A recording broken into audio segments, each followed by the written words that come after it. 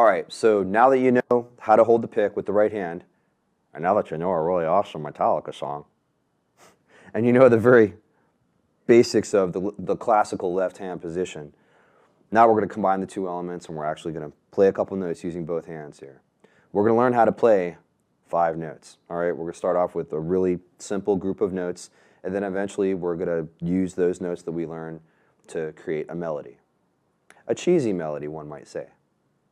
But again, you have to start somewhere. All right, we need basic material as beginners to start off with. So once we put these notes together, we're going to learn a real simple song that uses those particular notes. All right, and don't worry, you don't have to play it for anybody if you don't want to. All right, but it's good for an exercise. So let's start off by learning some of these notes. First of all, we're going to take our first finger of our left hand and we're going to come up here to the first fret on the second string. All right. Now, before, when I had you do that position exercise, what I had you do was place your finger directly on the fret wire itself. All right. We don't want to do that when we're actually playing. When we're actually playing, what we want to do is we want to place our finger in the space directly behind the fret, or to the left of the fret. All right. Back here, you can kind of see what I'm doing here. In the space directly behind the fret or to the left of the fret, that's where we want to push. All right, now I'm going to go ahead and I'm going to get my first finger right up on its tip, right behind that fret.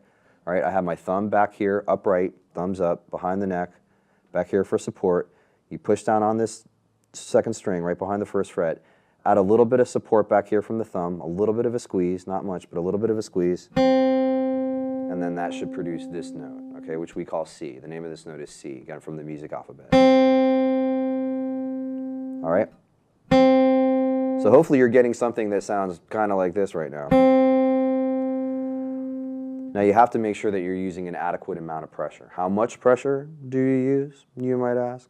Well, this is what you do. Start off by placing your finger on the string, right behind the fret wire. All right? I'm making contact with the string. Now I'm going to pluck it. Sounds like crap, obviously, not using enough pressure yet. Start squeezing gradually. Again, for now it's a little bit of a pinch between the thumb and the first finger. All right? Little pressure, starting to sound kind of like a note. Then eventually it stops buzzing and it actually sounds like a note. That's the exact amount of pressure you want to use every time. I'm going to do that one more time. I'm going to shut up this time so you can hear it.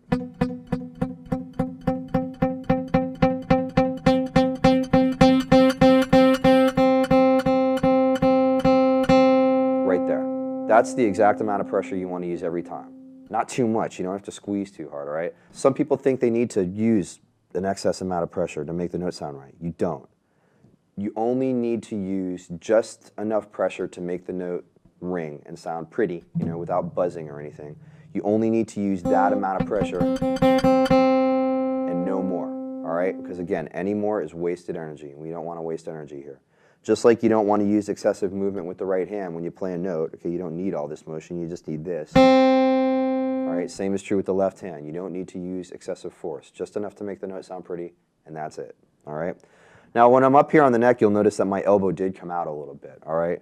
I'm not like this. The elbow's not in towards the body. It's also not way out there like that. All right. This is all pretty much in line. It's all straight. It's all on the same plane. All right. Again, thumbs right up behind the neck, pretty much behind the second finger. So the thumb's going to be back here behind the second fret, behind where the second finger would be. Another thing I want to talk about is the angle of my wrist. I'm turning my arm in this way so you can see the angle of my wrist.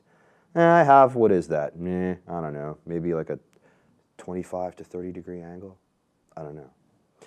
That's about the most angle you want, all right? Make sure you're not doing this, okay? Make sure you're not reaching under here and playing like this. The straighter you can keep your wrist, the better, honestly, just because that allows the tendons to move through the carpal tunnels with the least amount of friction, which, you will prevent injury later on, all right? You don't want too much of an angle, but you need, at least for me, you need a little bit of an angle. A little bit of an angle is not that much of a problem, okay? So just not an excessive angle with the left wrist. Now, we're going to add a second note.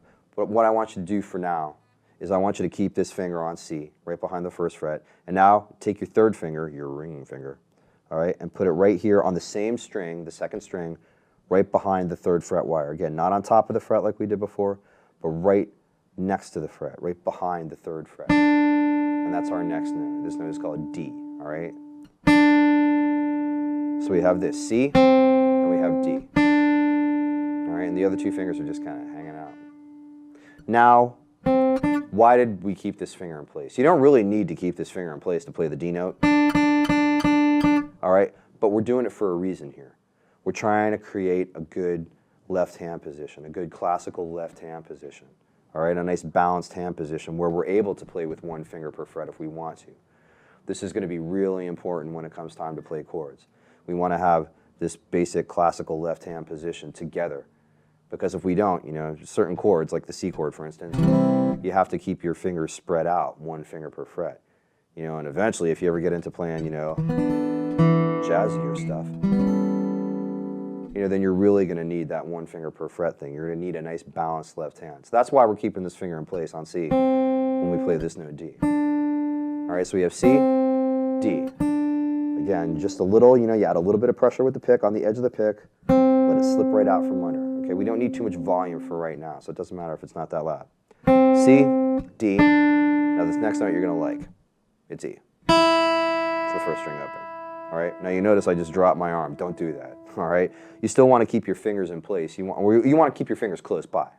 When you're not using them, you want your fingers to be ready and waiting to be called upon at any moment, close to the strings. All right, I'd say this is about a centimeter for those of you who use the metric system, unlike us here in America. Maybe 1/4 of an inch. You want it to be close. This is not what you want. Okay, excessive motion like that, wasted energy, we don't want it. We want to keep these fingers nice and close. So when we go to E, we still want to keep our fingers close by, all right? Because again, we're going to need them shortly for our next note, which is F. All right, first fret on the first string this time. And then our last note, G, you guessed it, 3rd fret on the first string. So the fingering is the same on both of these strings. Let's start out with our first note again, C. First fret, 2nd string with our first finger. Keep that finger in place and play D. 3rd fret, 2nd string, 3rd finger. Okay, now the first string open, which is called E, but our fingers stay close by so we can grab F. First string, 1st fret, 1st finger. And then the ring finger, the 3rd finger, goes down onto the 3rd fret of the 1st string to play G. C, D, E, F, G. All right, let's go through this one last time. C, D, E, F, G. Now those 5 notes are actually 5 notes from what we call the C major scale. We'll get more into scales later on. We'll learn plenty about scales, trust me. But these 5 notes essentially sound good together. All right, and we can use these 5 notes to create simple melodies. All right, some of the most common melodies that you've heard in Western music, you know, from classical music to punk rock to TV show themes to commercials to, you know, pop, you know, all kinds of different music. You know, a lot of these melodies come from this type of note configuration, this type of scale. So get those notes under your fingers, you know, just get comfortable with them. Next, we're going to learn a little bit about rhythm, and then we're going to put these 5 notes together to create a simple melody, which you're just going to love.